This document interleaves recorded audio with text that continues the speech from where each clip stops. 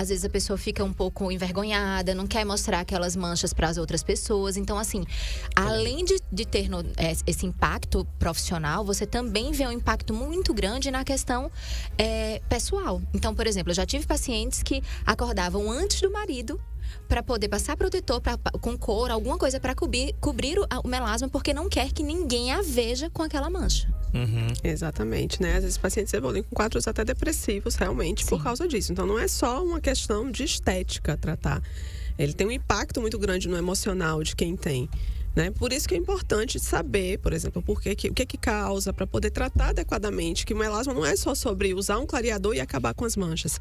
A gente tem que atacar, digamos assim, o problema por todos os lados para conseguir efetivamente ter um controle do problema. Tá, e quais são as causas? Por que aparece o melasma? Tem alguma idade que tem maior predisposição, já que é mais frequente em mulheres? E se tem uma idade que seja mais predisponente o problema? Então, o primeiro fator que eu falo é a questão genética, né? Porque, assim, se fosse, muita gente acha, às vezes, é a gravidez, é a questão hormonal, é o sol.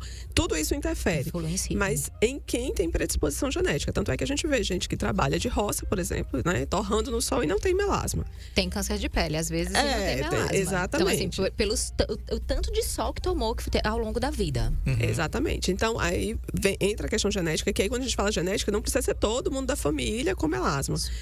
Por exemplo, na minha família, nós somos 5 filhos, né? Meu pai e minha mãe, e só minha irmã do meio, por exemplo, tem melasma. Eu digo, cada um herdou outra coisa. Cada um herda uma coisa, digamos assim, de problema, às vezes, de saúde. Mas ela tem melasma. E de quem ela herdou? Pode ter herdado da tataravó, entendeu? Mas de alguém. E aí, justamente por ter essa influência genética, a gente não cura, mas a gente controla.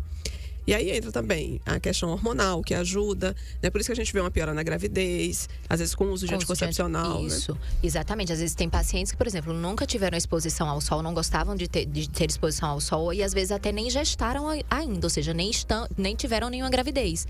Mas às vezes quando você vai ver, ele tem um histórico de ter usado anticoncepcional muitos anos. Isso pode sim favorecer o melasma. A gente fala que o melasma ele é multifatorial, né, Robélia? A gente sabe que melasma, ele tem influência em relação à questão genética, exposição solar. E quando a gente fala em exposição solar, é importante ressaltar que não é só o sol que a gente toma no rosto.